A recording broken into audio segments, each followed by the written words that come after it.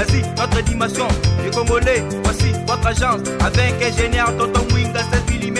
Papa, na Kevin, agence 16. J'étais à Mila, Bazako, Katesa, Coca-Cola, toujours imité mais jamais égal. 16 mm. 16 mm.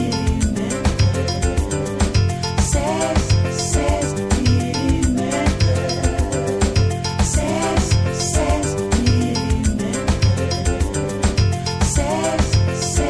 Bonsoir. Au singulier, c'est de suite. Et sans plus attendre, nous allons nous entretenir avec notre invité d'aujourd'hui. Cet invité que nous avons pris l'habitude de recevoir dans notre émission.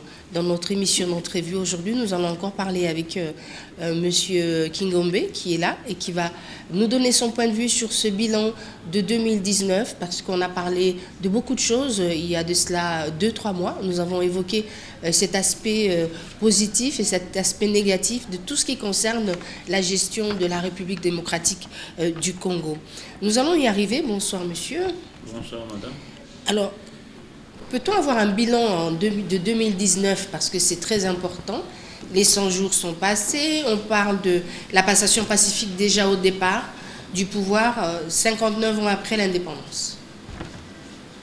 Oui, passation pacifique du pouvoir, c'est bien. C'est bien. Depuis la passation du pouvoir jusqu'à aujourd'hui, ça fait déjà une année. Bon, les gens disent que les choses n'ont pas changé. Le président Tshisekedi n'a pas une baguette magique pour changer la situation en un jour parce que le pays a été enfoncé dans un trou pendant 50 ans. Ce n'est pas en une année qu'il peut changer les choses. Et durant son règne, il a lancé le projet de 100 jours que nous avons eu à critiquer au début que le projet de saute-mouton-là ne valait pas la peine parce que ça ne va pas résoudre le problème d'embouteillage dans la ville de Kinshasa. Même si on terminait ce saute-mouton-là au 31 décembre comme il avait promis, on n'allait pas avoir des solutions escomptées, c'est-à-dire désengorger la ville de Kinshasa. Alors nous devons voir les choses autrement. Le saute-mouton, c'est un échec. Essayons de sauver ce qui peut l'être. Nous allons parler du saut-mouton parce que c'était dans le programme des actions du président de la République, dit-on. Alors, est-ce que c'est vrai? Le saut-mouton, ce n'était pas dans le programme du président. Dans le programme du président Tshisekedi, le saut-mouton, nous avait parlé de ça dans le programme des 5 chantiers. C'est à ce moment-là qu'on avait parlé de ça. C'est un programme qu'il lui a trouvé et qu'il a été induit en erreur d'incorporer ça dans le programme des 100 jours. Ça ne devrait pas se faire comme ça. Parce qu'il y a beaucoup d'erreurs dans cette histoire, dans leur passation des marchés. Dans les marchés publics, si vous passez dans tous les chantiers de saute-mouton, on n'a pas affiché ni le prix, début des travaux et fin des travaux. Ce qui est obligatoire parce que c'est l'argent du peuple. On doit rendre compte au peuple. Quand les gens passent, doivent sentir que le travail qui se fait ici, c'est un travail public. Ça coûte autant, ça démarre à telle date, ça va être terminé à telle date pour suivre l'évolution. Mais comme c'était des magouilles, des pillages des richesses de la République, il n'y a pas eu de transparence. Mais cette transparence est exigée aujourd'hui par vous notamment? Pas seulement aujourd'hui, depuis longtemps, on a crié que le président était mal entouré, c'est-à-dire parmi les gens qui sont autour de lui, il y a ces prédateurs qui voulaient se faire l'argent, qui ont appuyé ces projets, et durant l'évolution des travaux, ils n'ont pas donné un rapport réel au chef de l'État. Et j'avais incité la fois passée que le chef de l'État devait avoir des services parallèles pour lui donner le suivi des travaux jour au jour. Maintenant, c'est regrettable la situation à laquelle nous nous trouvons. C'est pareil avec le dossier des passerelles. Les passerelles sont inachevées, personne n'en parle, le procureur ne s'en occupe pas. Où va le pays? Alors, beaucoup d'argent ont été mis de côté pour justement la construction de ces sauts de moutons et des passerelles. Mais alors, il n'y a pas de punition que l'on donne, il n'y a pas quelqu'un à sanctionner, il n'y a pas des gens sur qui l'on doit taper, donc on doit assumer quelque part.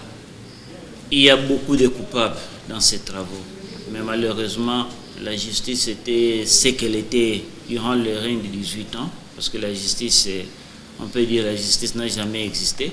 Il vient d'échanger le chef de tête des services de la magistrature. Espérons que maintenant les choses vont changer. Ils vont se saisir de ces gens pour nous expliquer qu'est-ce qu'ils ont fait avec l'argent des passerelles, qu'est-ce qu'ils ont fait avec l'argent de saute-mouton. Pas des procès pour plaire aux gens et après on les libère la nuit, non. Nous voulons des procès avec des punitions qui vont montrer aux autres, quand ils vont essayer prochainement, ils seront punis. Parce que pour des passerelles à un certain moment, il y avait des arrestations. On a arrêté de fretter au lieu de voir des gens qui ont détourné l'argent, puis on a abandonné. D'accord. Alors, on va y revenir, mais quand on parle d'alternance, c'est pas cette alternance finalement qui n'apporte pas grand-chose. S'il n'y avait pas d'alternance et que c'était juste une seule tendance, est-ce que ça serait passé différemment? Il y aurait peut-être plus de punitions, plus de personnes que l'on doit saisir dans les tribunaux, les juger. Le problème est que l'alternance s'est bien passée, mais le gouvernement composé avec les gens des FCC, c'est là où vient le quoi. Parce que dans ces clans politiques-là, nous avons beaucoup de rébellions politiques. Des politiciens vraiment de la poubelle. Parce que pendant 18 ans, ils n'ont pas montré de quoi ils étaient capables. Et c'est maintenant qu'ils seront capables de faire quelque chose. Ce qu'ils peuvent nous dire, c'est qu'ils ont fait pendant leur règne. Ils ont trouvé ce pays dans quel état, ils ont laissé le pays dans quel état. Dans chaque domaine. Et le président est obligé d'expliquer au peuple l'état auquel il a trouvé le pays. Il va le faire avec qui? Avec ces ministres-là des FCC? Est-ce qu'ils vont dire la vérité de leurs habits? C'est pourquoi il faut créer une commission qui doit faire le contrôle dans des entreprises publiques. Mais cette commission qui fera le contrôle doit être composée des gens. Ces personnes doivent être triées dans le lot, c'est-à-dire des personnes à qui l'on donne réellement des instructions et qui suivent et qui répondent. Oui, des gens qui n'ont pas été ni de près ni de loin avec les gens des FCC, parce que bientôt maintenant ils vont mettre des mandataires. Oui, c'est ça. Tous ces gens-là ils doivent être écartés, mettre de nouvelles têtes, capables de donner le rapport. Voilà, au niveau de l'agence des grands travaux, depuis que cette agence existait, c'est l'argent du peuple congolais. Avec l'argent des 5 chantiers, on a débloqué autant. Voilà ce qu'on a dépensé réellement. Le décaissement avec des réalisations physiques. Voilà le détournement qu'il y a eu. Au niveau de l'OVD, le projet qu'il y avait, voilà ce qu'il fallait faire. Ceux qui n'ont pas, office des routes.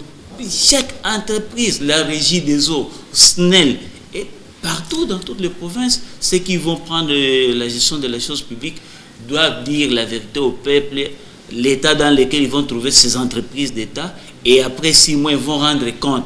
Qu'est-ce qu'ils ont fait? Mais quand le président va se rendre compte, le discours du président de la République du 30 juin, c'est nous dire que le gouvernement que j'ai eu, le mandataire que j'ai eu, pendant les 5 mois, on a trouvé l'État dans telle situation, voilà, on a décollé. Même c'est avec comme le projet de Kinbopeto. Et aujourd'hui, est-ce qu'on peut évaluer? C'est un projet qui piétine. Est-ce que Kinbopeto consiste à peindre les séparateurs des routes? C'est ça la propriété de la ville? Non.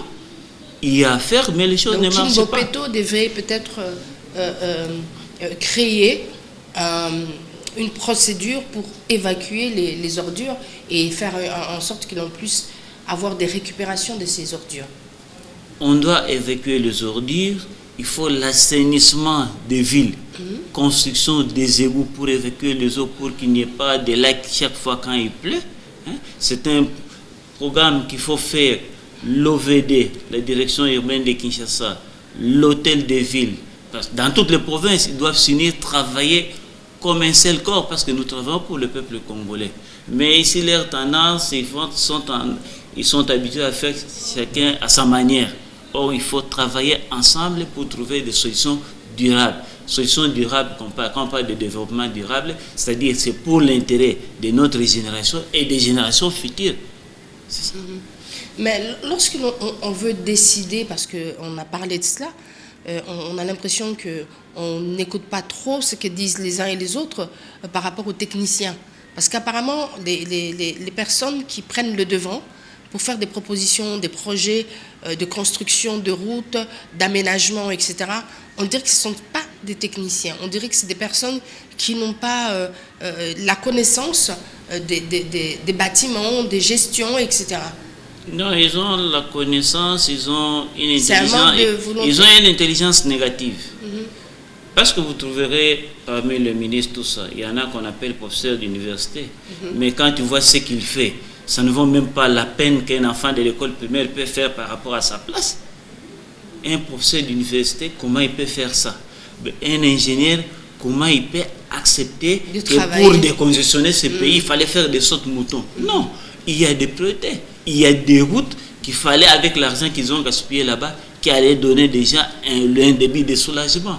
Il y a des programmes qu'il faut donner au chef de l'État, qu'il faut montrer clairement que pour l'assainissement de la ville de Kinshasa. Parce que cela doit être pareil pour toute la ville, pour toute la province.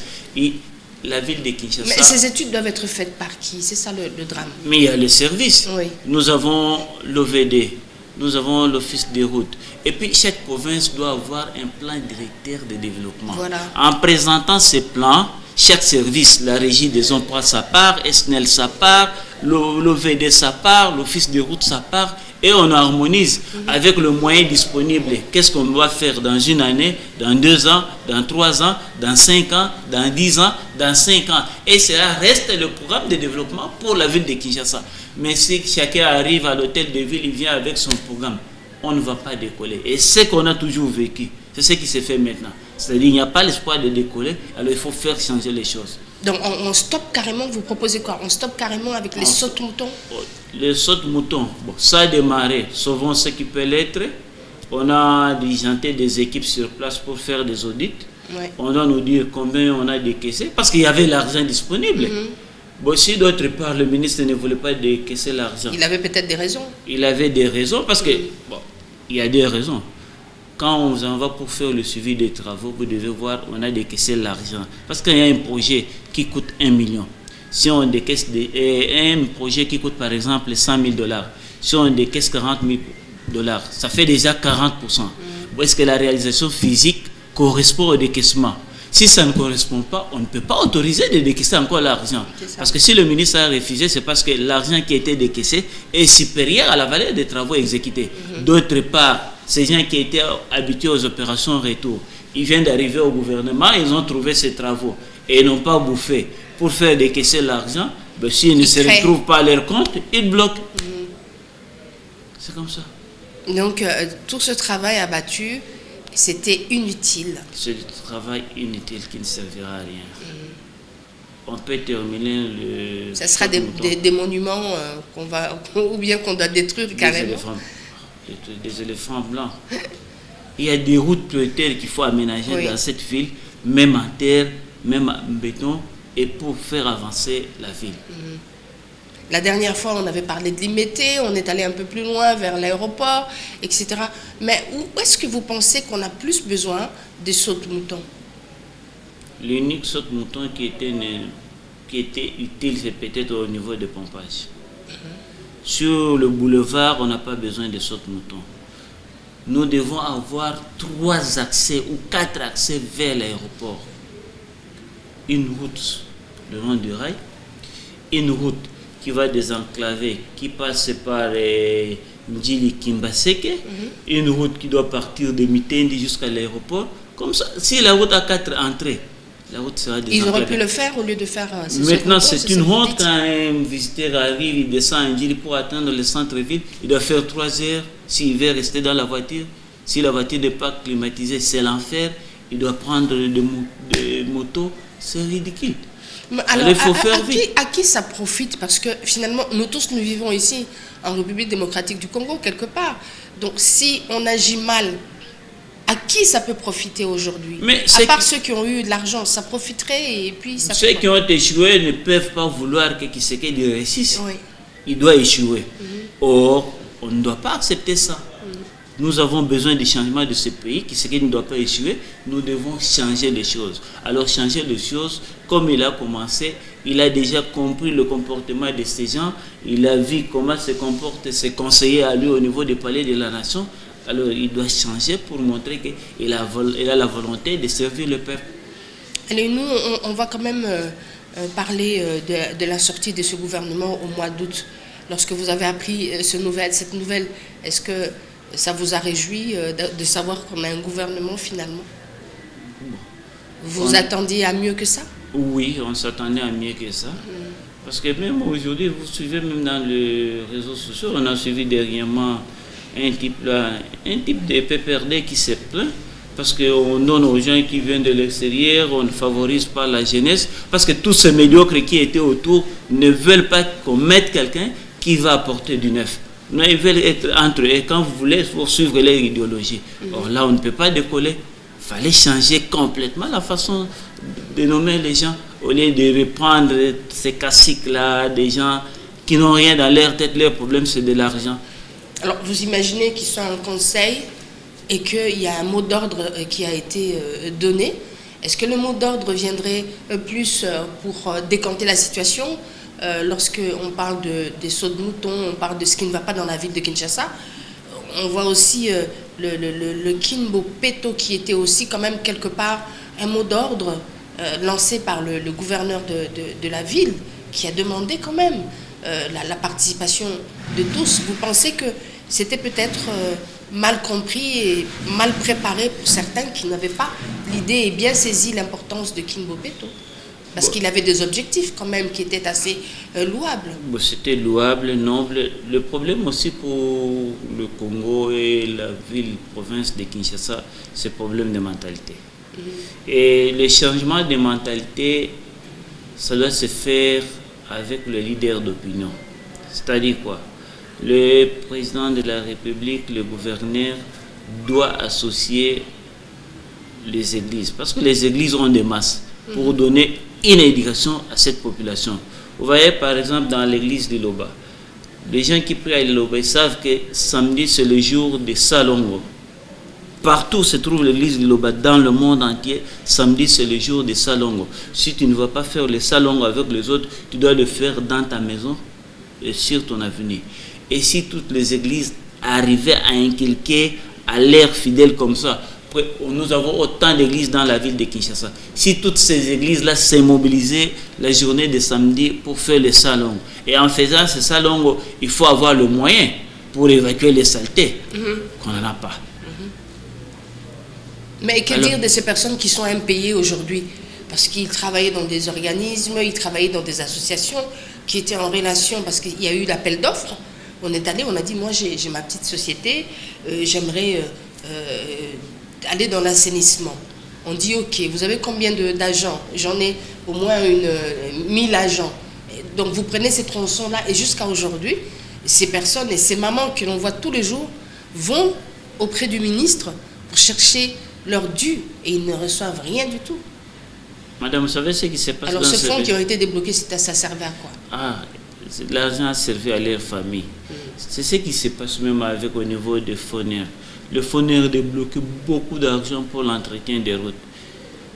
Qui ont créé les entreprises pour entretenir des routes? Ce sont des ministres, ce sont des députés. Donc ça tourne ils prennent cet argent, ils affichent des grands panneaux, on ne fait rien.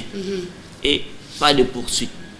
Parce que j'ai la chance de sillonner, vous trouvez des panneaux partout, mais certaines personnes faisaient l'effort d'aménager quelques kilomètres. C'est avec ce qui se passe ici dans la ville de Kinshasa, quelqu'un se présente, mais on confie ces gens, on confie l'argent à qui? À leurs frères, le cousin d'eux, le neveu d'eux. Quand il y a un problème, c'est l'argent qui retourne. Parce que pour vous confier un marché dans ces pays aujourd'hui, il faut faire l'opération retour. Ça, c'est aussi. C'est ce qui est ridicule. Nous luttons contre le débranchement. On lutte contre la corruption. On ne peut pas arriver à trouver des solutions. Parce que quand vous mettez déjà quelqu'un qui est médiocre, et comment il va changer les choses? C'est ça le vrai problème. La situation pourrie. Et qu'est-ce qui manque pour décoller? On manque des hommes de bonne volonté, des gens qui aiment sincèrement ce pays. Parce que ces partis politiques n'ont pas joué leur rôle, l'éducation de leurs membres. Vous trouvez les gens qui sont dans des partis politiques qui ne savent pas ce qu'ils font. On le prend, on le nomme ministre, tout ce qu'il sait là-bas, c'est aller être fidèle au guide. Et le militantisme, prenez l'argent, retournez à celui qui t'a envoyé. C'est tout. Il est là, il n'écoute pas son chef. Quand quelqu'un devient ministre, il est ministre d'État, ministre du gouvernement central. Un ministre aujourd'hui ne peut pas dire qu'il est kisekediste parce qu'il n'est pas ministre de Kisekedi. Un ministre ne peut pas dire qu'il est kabiliste et il n'est pas ministre de Kabila. C'est le ministre de la République démocratique du Congo. Mais quand vous écoutez déjà un ministre dire ça, c'est ça la source de la médiocrité.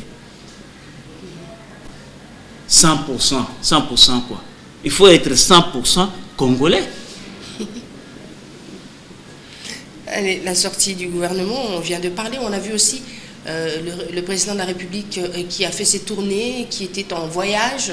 Il faisait des allers et des retours. Est-ce que vous pensez que c'était nécessaire? Oui, c'était nécessaire parce que la diplomatie congolaise était presque nulle. Le Congo n'était pas connu. Il y a les gens qui occupaient des postes de Congolais. Il fallait que le premier Congolais puisse faire ces tours-là pour faire attendre que le Congo existait. Et maintenant, il doit voir partout. Là, on avait mis des étrangers à la place des Congolais, mettre des vrais Congolais qui aiment le Congo. C'était nécessaire.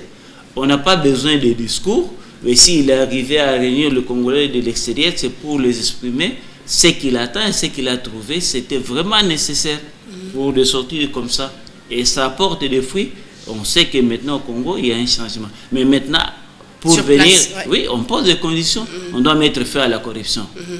À mettre fin à la corruption, nous devons avoir une bonne justice. Parce que quand quelqu'un vient... Il faut arrêter ces gens. Il faut arrêter ces gens. Il faut la sécurité. Ouais. La sécurité, avec les histoires de Koulouna, il faut mettre fin à ça. Des milices partout là-bas, il faut mettre fin à ça. Quand vous dites des milices partout, vous parlez de quoi? On a combien de milices à l'est du pays?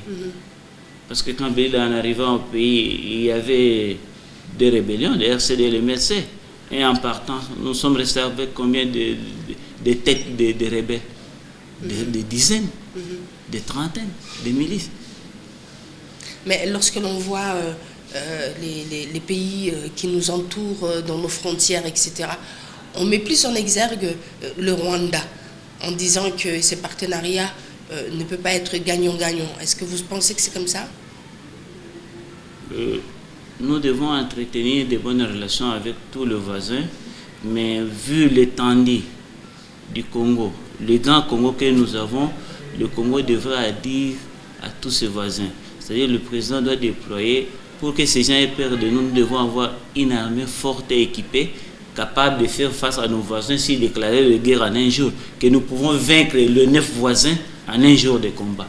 Nous devons avoir une armée très forte, composée de Congolais, pas avec des traites. Alors, vous avez parlé de ce que pouvait être la sécurité. Quand vous pensez à la sécurité ici à Kinshasa, parce qu'on ne va pas aller en Bujimaï, mais la sécurité ici à Kinshasa, la police, quel serait le rôle que vous donnerez à la police au jour d'aujourd'hui où on voit que la délinquance est en train de grimper, il faut le dire? Madame, c'est une bonne question. Vous voyez, dans la police même, on trouve aussi des hommes très médiocres. Parce que certains Koulouna se sont enrôlés dans la police. Parce que vous voyez qu'on arrache à quelqu'un des bijoux, le téléphone, les policiers sont à côté, ils n'agissent pas. Cela veut dire quoi? Ils sont complices. Ils sont complices. Quelqu'un est agressé, on les appelle, ils n'arrivent pas à intervenir. Les problèmes maintenant, c'est de gérer des parkings, les véhicules qu'on vient de garder pour avoir l'argent. Les samedis, quand on dit Salongo, au lieu de pousser les gens à faire Salongo, ils passent pour rançonner des gens. Tu as déjà étalé, tu donnes 500, tu donnes 5000, on te laisse. Et ça, c'est quelle mentalité? Ces gens doivent être rééduqués, comprendre leur rôle, leur travail, c'est quoi?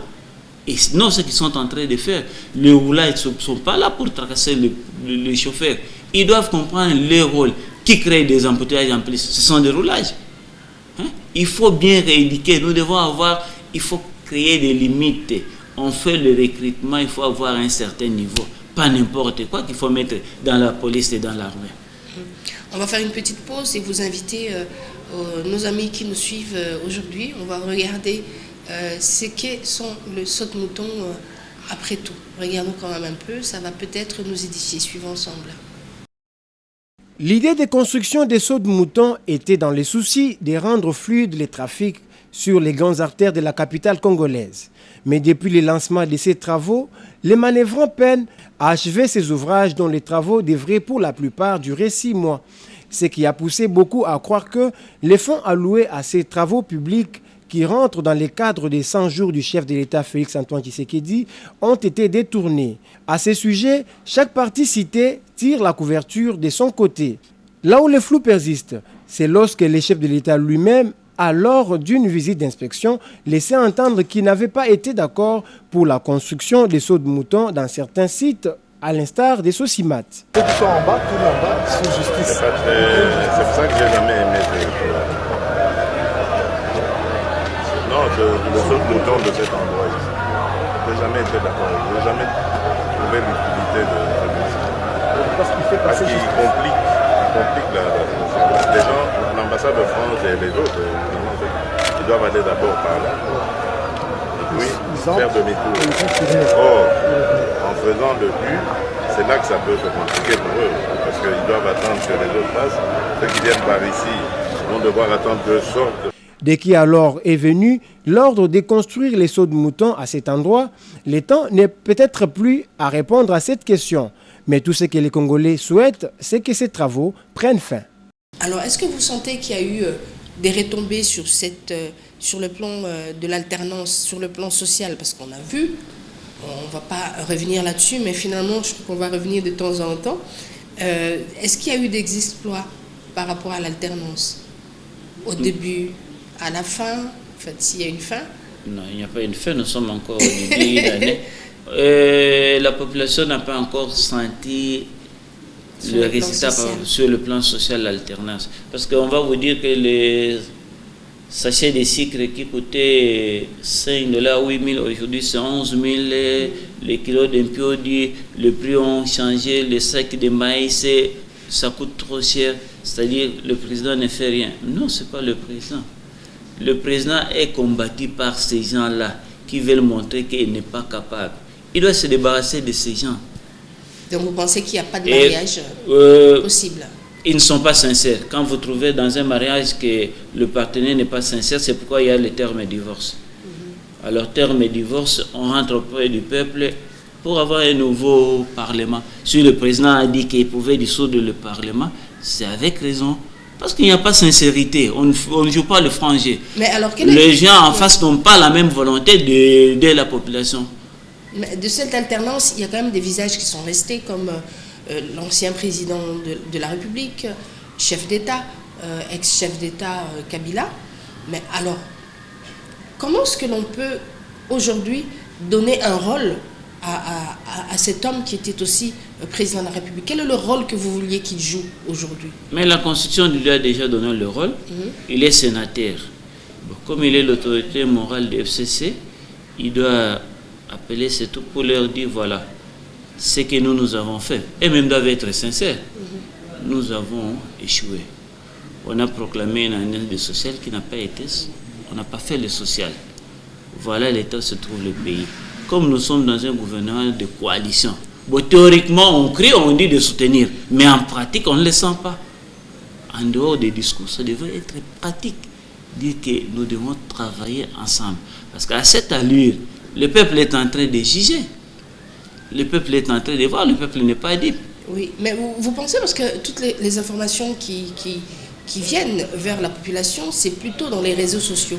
Est-ce qu'on peut se fier justement à cette forme d'information, des personnes qui font des déclarations, qui se donnent un spectacle par rapport à un besoin de la population? Est-ce que vous ne pensez pas que le monde est en train de voir un peu le ridicule de toutes ces personnes qui vont sur les réseaux sociaux comme Facebook, en train de donner leur point de vue sur le comment, des pourquoi, etc. de la République démocratique du Congo, que ce soit eux-mêmes les acteurs politiques qui le font? C'est eux-mêmes les acteurs politiques qui le font. Et ceux qui doivent s'exprimer n'ont pas le moyen ni le temps de passer à la télévision, à la radio. On voit avec Top Congo ce que Top Congo fait. Vous voyez comment les gens posent des questions. Les gens ont des questions, ils ont besoin de réponses. Il n'y a que Top Congo qui essaie au niveau de la radio parce que partout ils n'ont pas la télévision. Mais cela devrait se faire aussi au niveau de la télévision nationale. Permettre aux gens de venir s'exprimer, dire leurs désirs de ce qu'ils sentent. Mais ce sont ces gens, seulement le politicien qui lance des histoires dans des réseaux sociaux pour distraire le peuple. C'est une distraction. Le peuple doit être informé de la réalité. Sinon, ça ne va pas. Ça ne va pas, ça ne va pas. Ils disent, la gratuité de l'enseignement, c'était leur projet. C'était dans la Constitution. Pourquoi on n'a pas appliqué? Mais le président Tshisekedi applique ça. On combat ça. On est en train de combattre ce projet. C'est visible. Heureusement qu'il est soutenu par l'extérieur. Il est soutenu par l'extérieur. Et combattre ça, ils ne veulent pas ça. Ils ne veulent pas quoi ça récite. Oh, il devrait comprendre. Parce qu'ils disent quoi? Si pendant 5 ans il ne fait rien, lui aussi va échouer. Donc on doit l'empêcher d'aller de l'avant. C'est comme ça qu'on doit travailler. Vous pensez? Et on n'aime pas le pays. Alors, ce mariage, on doit se divorcer. On doit se séparer du mariage FCC et Cash. En tout cas, moi, je crois que le président de la République doit faire des analyses. Et au 30 juin 2020, on va célébrer le 60e anniversaire de l'indépendance. Il a un choix, c'est ça? Il doit nous dire clair que le temps qu'il a cheminé, lui-même, ses mariages, comment il a trouvé. Si ça ne vaut pas la peine, il faut divorcer. Mais lorsque vous dites qu'il doit divorcer, il doit se séparer d'eux, est-ce que ça peut lui causer préjudice quelque part? S'il y a eu une négociation qui s'est faite en parlant de l'alternance, est-ce que ça peut poser des problèmes? Oui, madame, on avait dit le président devrait, quand il va dire, c'est-à-dire il va conclure quoi? C'est-à-dire juger chaque ministre, donner l'évaluation du gouvernement. Je travaille avec le Premier ministre doit présenter tel ministère, voilà ce qu'ils ont fait, d'autres qu'ils ont fait. Si on constate qu'ils n'ont pas atteint 60%, ben on doit congédier tout le gouvernement. C'est comme ça. L'évaluation doit se faire maintenant tous les 6 mois, on ne doit plus attendre pour que les choses marchent. Même le mandataire qui va nommer, c'est tous les 6 mois, doivent donner le compte rendu. Régie des eaux, la distribution d'eau dans la ville de Kinshasa, il y a quel taux? Autant. Mais dans 6 mois, qu'est-ce que tu vas faire? Et après 6 mois, tu dois expliquer si tu n'as pas atteint les objectifs, quelles sont les raisons. Si tu n'as pas les raisons, on te remercie. Mais les lois ne sont pas appliquées.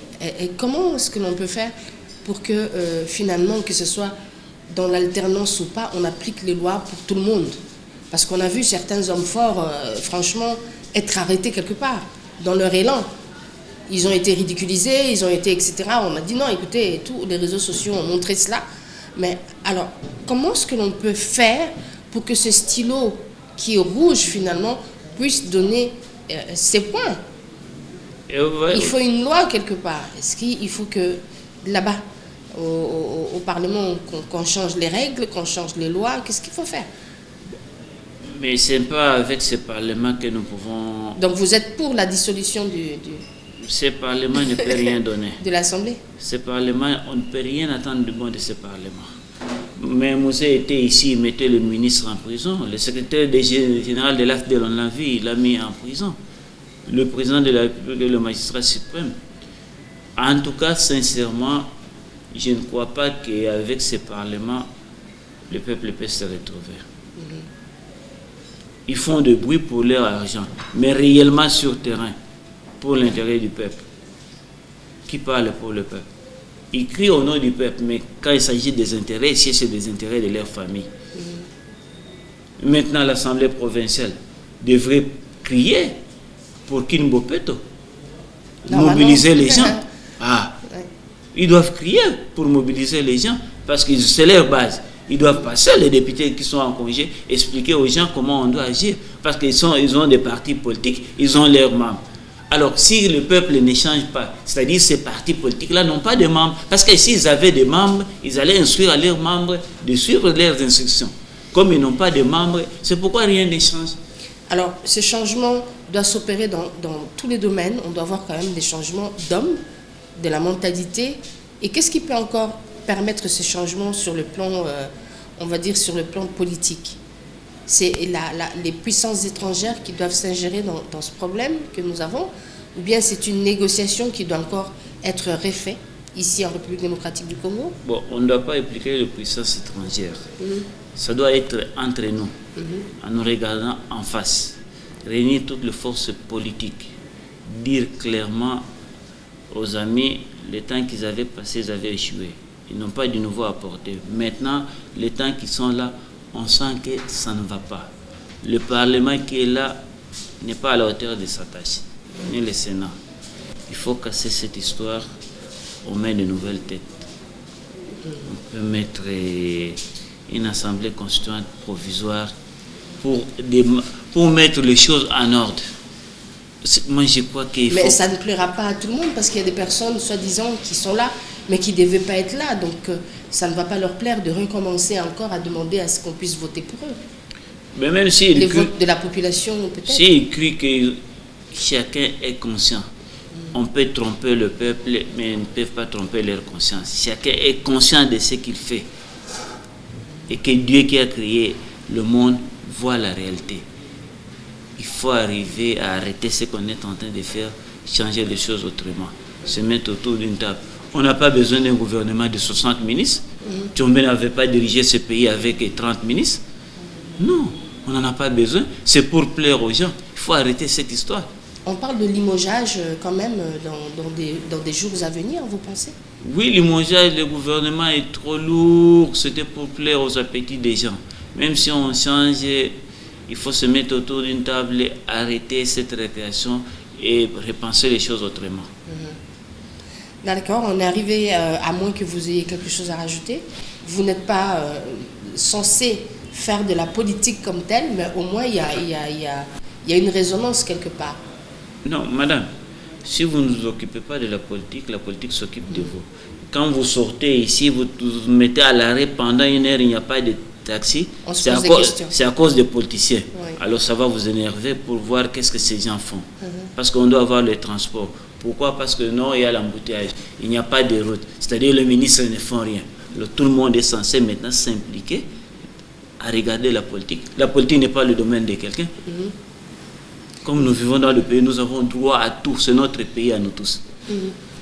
Est-ce que vous pensez que la population aujourd'hui, elle est forte parce qu'elle supporte ce que le monde ne peut pas supporter dans leur pays? Oui, le mal à Kinshasa, les gens supportent des histoires impossibles. Ils se réveillent le matin, ils arrivent à l'arrêt, on dit que la course, qui tombe au magasin, ville, c'est 1000 francs. Il dit l'essentiel là comme la. C'est ça le mal des Kinois. Mais il faut arrêter. Ils peuvent protester sur le moment. Vous pensez que le fait de ne pas rentrer dans ces voitures et de se dire que non, on doit être soutenu aussi par les sociétés qui nous engagent. Quand on va au travail quelque part, une absence, c'est un manque à gagner pour la famille. Donc vous pensez qu'ils devraient s'arrêter en disant que non, en tout cas, moi, dans tous les cas, je ne rentre pas dans la voiture parce que c'est à 1000 francs. Mais le fait de refuser, ça peut changer la mentalité ça peut changer le courant de la chose. Vous avez votre salaire, vous avez mis un budget de transport 50 000 par mois. Mais maintenant, vous vous trouvez dans une situation qui vous demande de payer 100 000 par mois. Les 50, vous les aurez où? C'est-à-dire à la maison, on ne doit pas manger. Vous payez seulement les transports pour plaire au patron. Ce sont des choses qui conduisent à des révolutions. Alors, quand on parlait de ville morte à l'époque, c'était aussi par rapport à ça? C'était par rapport à ça. Si les gens se réveillent le matin et disent que bon, le transport est cher, on n'entre pas dans les taxis. Personne ne va au travail. Pendant 3-4 jours, ils vont raisonner, ils vont trouver des solutions. Mais on va dire aux députés, vous ne faites pas votre travail. Vous parlez être représentant du peuple, vous ne parlez pas du peuple. Alors dégagez du palais du peuple, on le dégage. Et on crée des choses autrement. Vous vous réveillez le matin, le pain a changé de prix. Vous allez au marché pour acheter le sucre a changé de prix. Mais non. Et c'est tout d'un coup? C'est tout d'un coup. Il n'y a pas, c'est pas par palier, c'est directement. C'est automatiquement, ça change. Alors, des histoires pareilles, on ne peut pas supporter. Il n'y a que des Kinois qui supportent. Vous avez suivi dernièrement ici, en Bolivie. C'était le prix des métros. Ah oui. Changement seulement de prix des métros. En Zambie, à côté, pour qu'on change le prix des sucres, on mène la campagne pendant 6 mois à expliquer non, il n'y avait pas assez de prix cette année, la production va chuter, il y aura changement d'autant. On informe. Mais ce n'est pas le cas à Kinshasa. Mais ici, c'est simplement le carburant. On informe toujours pour le carburant, ça va augmenter, ça ne va pas augmenter. On attend, on évolue avec ça. Oui, il n'y a que le carburant, on fait ça. Le pain qui coûte 200, comme on ne cherche pas à changer le prix, mais on diminue la quantité. Grammes, oui. Les gens achètent. Non. Et si vous abandonnez ce pain pendant des jours? Voilà, ça c'est une bonne question. Si on abandonne tout ça pendant des jours et qu'on se prive, qu'est-ce que va être la République? Mais d'autres font des grèves. On voit quand même des grèves un peu partout, par-ci, par-là. Des grèves des hôpitaux, des grèves... Dernièrement, c'était des chauffeurs de taxi, etc. Est-ce que ça n'a rien apporté? Ça n'a rien changé? Les médecins ont toujours... ce même problème, ils sont restés empêtrés dans leurs problèmes et dans leur position aussi. Les négociations comme ça devraient se faire comment? Mais les négociations, il faut le faire avec des hommes sincères et honnêtes. mais à des interlocuteurs sincères et honnêtes. Vous allez négocier avec un ministre du Travail. Et puis, il vous parle autre chose et il fait autre chose. Il aime votre souffrance. En vous parlant, on va vous aider. Quand il se retrouve la nuit, on lui amène une cagnotte, il abandonne les gens qui travaillent chez les Indiens. Vous pensez que les ministres qui sont en affaires aujourd'hui, aux affaires, ils sont toujours... ils donnent des promesses qu'ils ne peuvent pas tenir ou qu'on leur demande de ne pas tenir.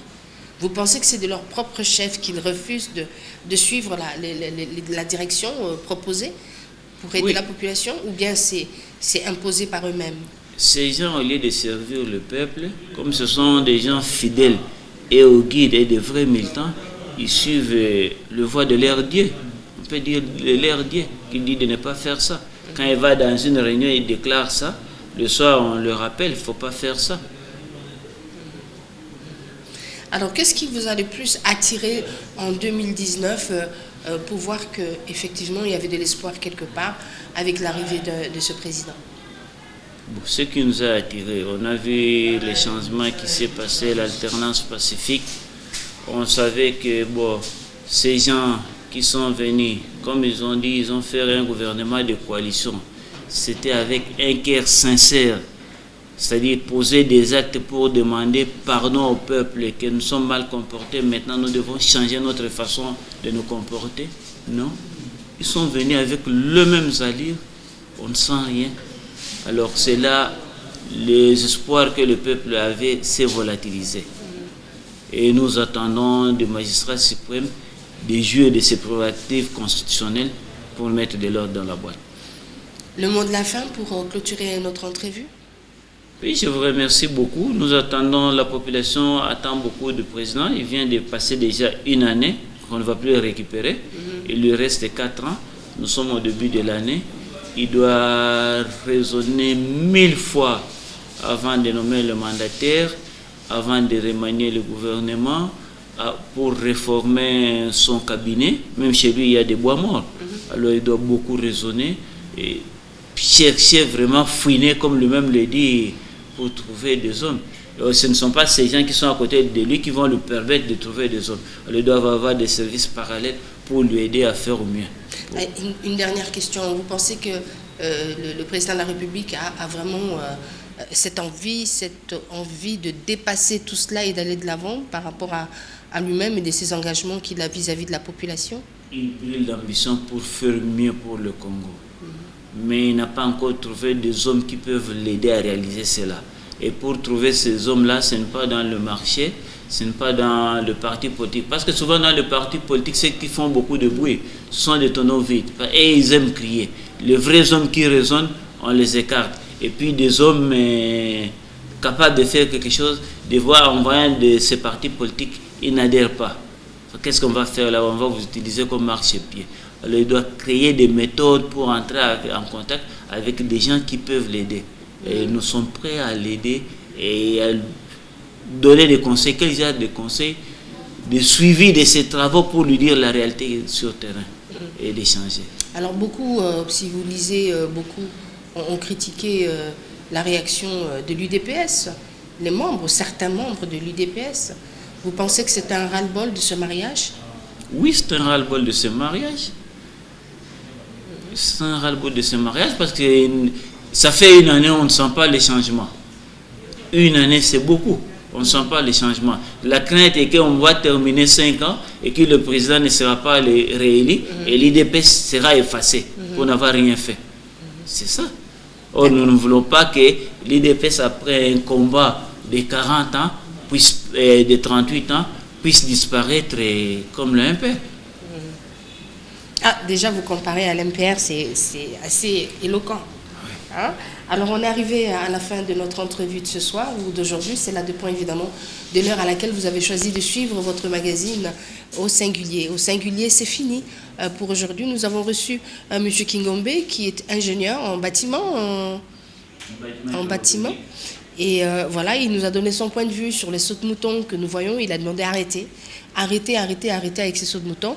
Et puis conserver d'autres qui sont là. Et puis on va peut-être aller de l'avant.